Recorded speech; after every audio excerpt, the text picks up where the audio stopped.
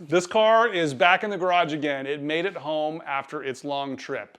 I'll put a link to that video right here, but I drove this to the Hill Country Rally a couple weeks ago, last month.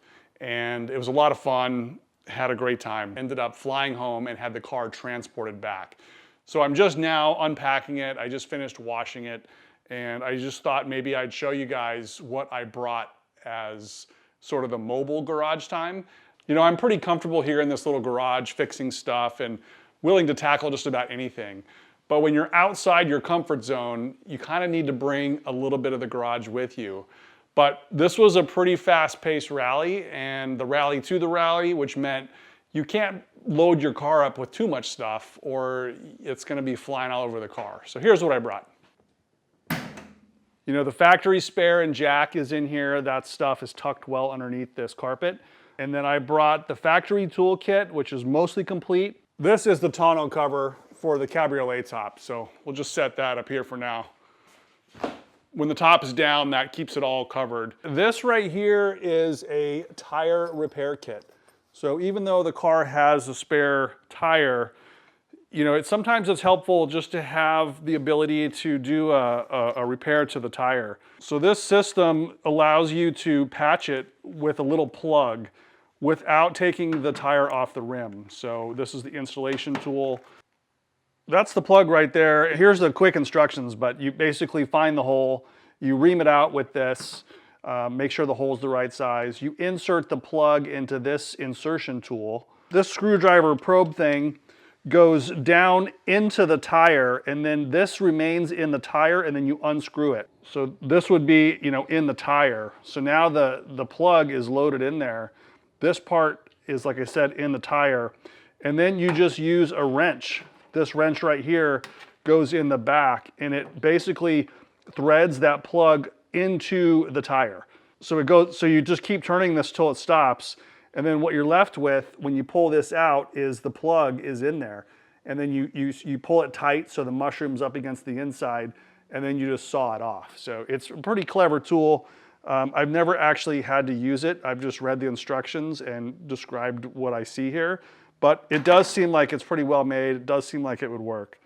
The next thing related to the tire is this inflator. So this car has what's called a space saver spare tire, which means it needs to be inflated before you can use it.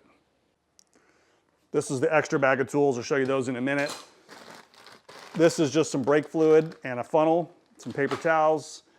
And then this is to clean the car, which I never really did. Glass cleaner and quick detailer. Never really used that.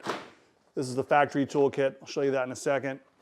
And then underneath this carpet is where the spare tire is.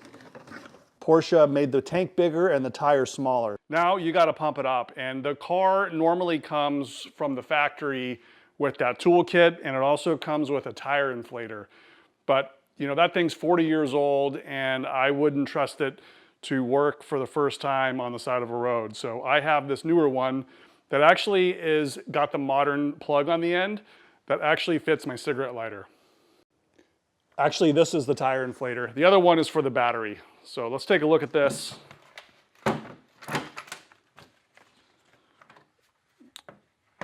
This guy here is, I believe, battery powered as well, car air pump. 12 volts, but I think it's probably better to, you know, because it's a full-size tire, I think it's better to plug it into a cigarette lighter. This one is the current standard for cigarette lighters. When this car was new, or in the 80s, there was a European standard for these, and they just don't fit, including like my phone charger.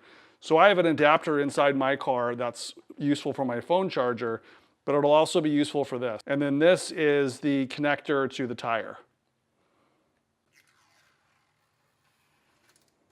So this is the 12 volts in on that side, and then this is the air out on this side. Looks like it's got a little flashlight too, which is cool.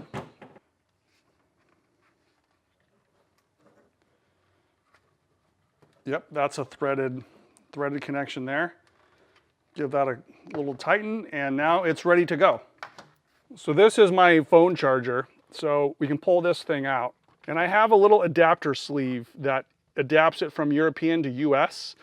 So now this guy will fit in nice and tight, as it should. So let's turn the key on. And sure enough, this is ready to go. I would probably inflate this before I installed it, just so it'll pump up a little quicker, so you're not lifting up the car as well. But you could do it either way. And also, you probably want to have the car running. I don't have the car running right now, but you don't want to kill your battery on the side of a road just because you have a flat tire, and then you got another problem to deal with. So just hit go.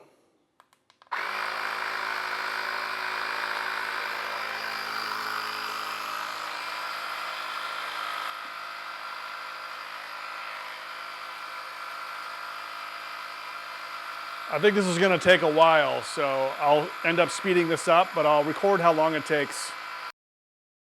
It's 3 PSI.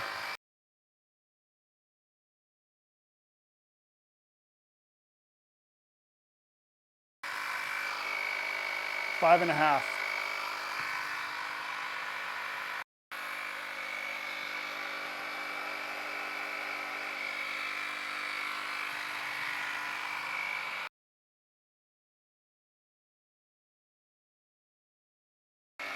Starting to look a little bit more like a tire, but the backside is still dished. 10 PSI, about a third of the way there.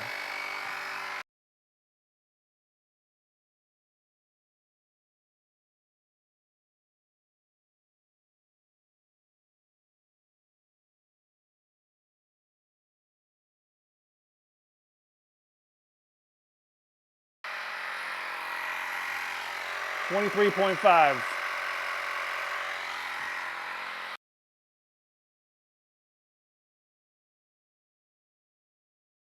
We're at 28 right now. This is the original tire. They don't make these anymore, so you can't replace them. The label says go to 36, but I would be worried about this thing blowing up at 36.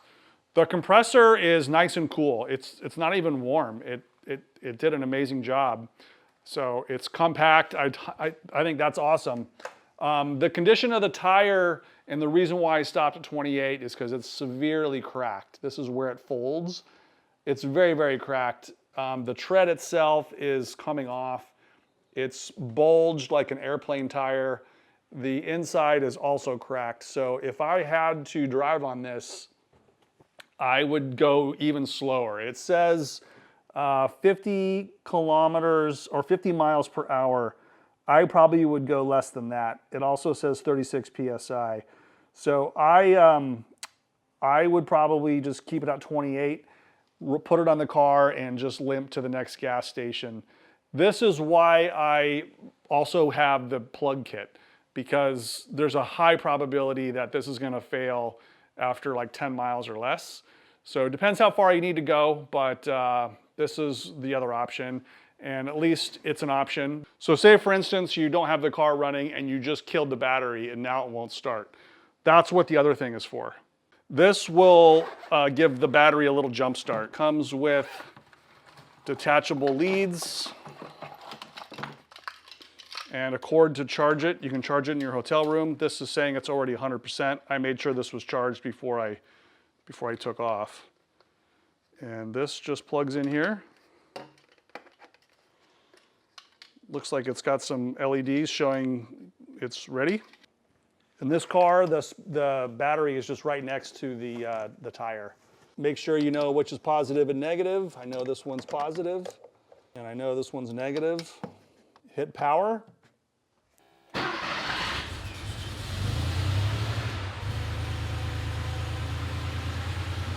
No problem. Okay, it says unplug it within 30 seconds. So once it's started, it wants you to unplug it. When you unplug it, it shows red and green. So that took 30% out of this battery life just doing the one start.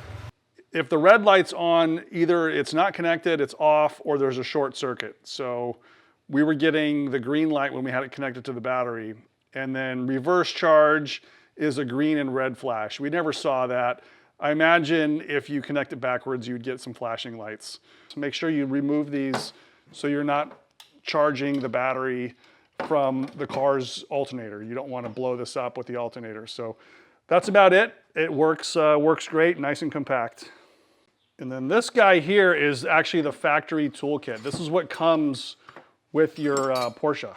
So the most important thing is this one. You're gonna need this, and you're probably gonna have to stand on it to take it off. So in this case, you'd wanna hook that in and then stand on it. This is 19 millimeters. You can absolutely get the wheels off and change a flat tire with this factory tool. These two tools are really important. Actually, these came in handy on the trip. Someone's car had a broken fan belt, and we were able to use these to change the fan belt pretty easily. If you don't have this tool or this 24 millimeter wrench, you're not getting the fan belt off without damaging the pulley. So this fits in this little hole right here. So this gives you leverage to take this nut off. That's a little plastic cover on there. And then this would go on that nut. So you just take that nut off, replace the fan belt. It's super important on this air-cooled car that your fan belt is good condition, because if you lose the belt, you lose your cooling and you're gonna overheat. You also have a couple spare fuses, some just generic wrenches, small, medium, large. Pliers, always nice to have. This is a Phillips and a flat blade screwdriver. This is like another flat blade, a little bit different, a little shorter. The other thing that is common if you have problems with fouled spark plugs, this is the factory tool for removing the spark plugs, and it's just the right length, and it has just the right amount of wobble to get those plugs out. Even when I'm home, I use this tool. It's better than a regular socket set because it's designed for the Porsche. It's the right length, and it's got just the right wobble. It's perfect. This goes in the back of this, so when you want to put a little bit extra torque on your spark plugs, that's plenty. You don't need to over tighten your spark plugs. It should be like 18 foot-pounds or something. You can definitely get that with this. It's a 13 millimeter and a 10 millimeter, so it's like a small little socket set. You can buy some of these tools by itself. I think this is available. This is available. Any old 24 millimeter wrench or socket would work. Oh, also, a fan belt normally goes in this loop right here. One of the guys on the trip ended up using my fan belt, so I have another one though.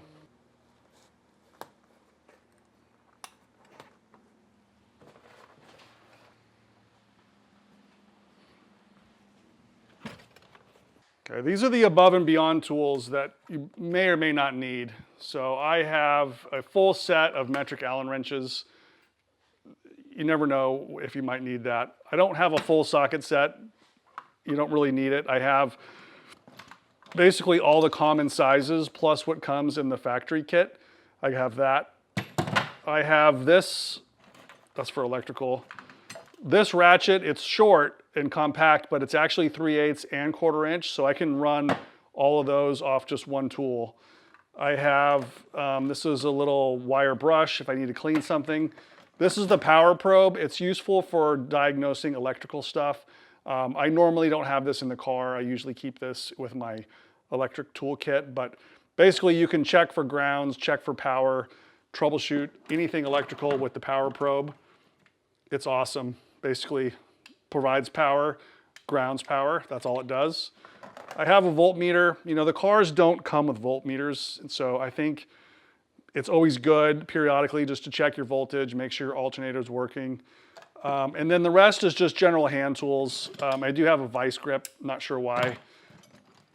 This is an open-end box wrench combination. It's metric, so you can kind of pivot it around and just use different sizes. It actually works pretty well. Little electrical tape, of course, baling wire. You never know when you might need baling wire. And then I have this, you know, string. I use this in my shop all the time. You never know if you have a broken accelerator pedal or something, you might be able to cobble something together with string and baling wire. And tape, of course. Oh, and I also brought this guy too, which is just a battery charger. So if I did have charging issues, bad alternator or something, at least I could take the battery out, put it in my hotel room, and charge it overnight. So this is a small, 4 amps this thing can generate. So that'll charge your battery overnight. It's just gonna take several hours. So that's basically the above and beyond tools. Let me show you the spare parts. Those are the spare parts. Also, this pad is something I use in the garage anyways. And if you want to change a tire and you're going to be on your hands and knees, you're going to want something like this. Even if you're working on the engine, it's just a lot more comfortable on your knees, especially if you're in a dirt, rocky road. This is so much better than the alternative, which is just rocks. So we covered flat tire and dead battery and broken fan belt. Those are probably the top three. I think number 4 is in this box. It's going to be either a fuel filter or a fuel pump. This particular car uses an electric fuel pump, and at 40 years old, they typically will give out at the worst possible time. Probably when you're driving long distances, or you're, because the fuel gets heated up or it's hot out, you're gonna ultimately have a fuel pump failure. There was a few on the trip. So this is a new fuel pump. It's a Bosch, exact replacement for this car. Of course, you can get these at an auto parts store, but it might take a couple days. I would just bring one with you. And then this is the fuel filter. And this is a big filter. It takes a while to clog these things up, but you never know when you get a bad tank of gas or something. So I would just bring one with you. They're not that big, not that heavy. I have a cap and rotor in here. This is, the stock Bosch cap and rotor. I don't have an extra spark plug wire, but it's not a bad idea to have like one extra long one from an old set or something. I have several relays. This could go in this box here. The car has fuel pump relays, computer relays, extra fuses. This is the DME relay, which the Carrera engines are notorious for failing. This car has the FTEC 9 solid state DME relay, so the likelihood of it failing is small, but I always keep an original just in case. And like I said, multiple relays for things like the fuel pump, the horn, whatever headlight relays. There's an extra bulb. This is like a taillight bulb. I had problems with my taillight. I ended up buying that bulb on the road, and at the same time I bought some contact cleaner. And I cleaned the contact. I ended up not replacing the bulb, but I think the bulb is also going out, so I should have just replaced it all in one fell swoop. I just, for whatever reason, thought I fixed it, and it came back. It was acting weird again. I don't think it's the wiring. I think at this point it's now just the bulb. The last thing for a spare part, this is kind of a big one, but I have the DME. I have an extra DME. This is something that you probably aren't going to have fail. They do fail. I actually have the FTEC 9 DME, and so this is the original one. If it fails, then I just swap it out. It's under the seat. It's not that hard to change. And then this is the brand new fan belt that probably should just put it back in the toolkit, but this is the correct size. Make sure you have the right size.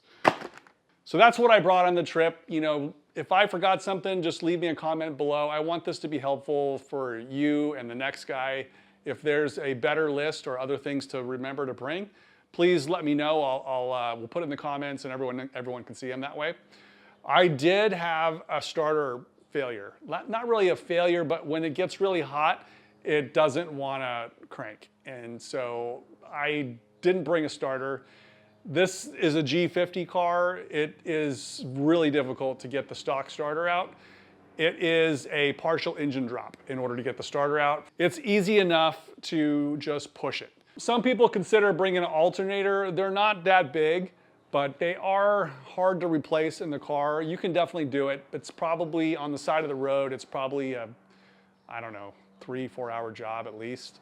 So my opinion on that is if your alternator's bad, you're probably just gonna use that battery jumper, or you're gonna swap batteries with a friend's car and make it charge in his car, and then run on a battery. The cars will run. This one has a DME and stuff. It probably would run at least 3 hours on a fresh battery, and then you can get to your hotel room and just put it on the regular charger. Like I brought a charger for AC. I like to have a little on my cigarette lighter. If you can get the correct one, it'll monitor or display the voltage at the cigarette lighter. It may have some offsets there, but at least you know if you're charging or not. So that's something that I would add on a long road trip, is to have a readout of your voltage. I didn't have a small thing of oil, so this is about half full, but this is the Valvoline VR1. This is the same oil that I use in the engine all the time. Over the whole like 2,500 miles, I did add about a quart. These cars use a little bit of oil. I think it holds like 11 quarts total. So to use 1 quart, it's not that big of a deal. So that's it, guys. That's what I brought. Hope you enjoy the video. It's a little bit of a discussion starter. If there's something I forgot, please leave it in the comments below. That way there, everyone else can see them too. And just make a list better and go enjoy your car. Don't just park it in the garage. These things are meant to be driven. This car was pretty trouble-free. Like I said, that starter was a little bit of a hiccup, but now I know. And if I hadn't taken the car, I probably would have continued to drive it around town. I live by the coast. It doesn't really heat the starter that much around town. It's the long trips that cause it to fail. So I actually did get a new starter. This is the replacement by IMI, and they're local here in Southern California. So I just showed up and got one. This is not the OEM starter. This is what they call high torque starter. It's got all the Denso components. The solenoid is massive on it. This is not going to fail when it's hot. These are very reliable. It's called the IMI high torque starter. It's a compact Japanese motor. It's got the right gear. It basically bolts on. You can index it into a couple different positions for clearance if you have a weird application. But this thing is, a little over 200 bucks, and it's bulletproof. So everyone recommended I got this one, and I think it's going to solve those hot start problems for hopefully next year. So this, like I said, will go in the car. It's a little tricky to replace, so I'll do a separate video on the G50 starter replacement. These are the things I just leave in my car at all times. Hope that helps, guys. We'll see you again next week.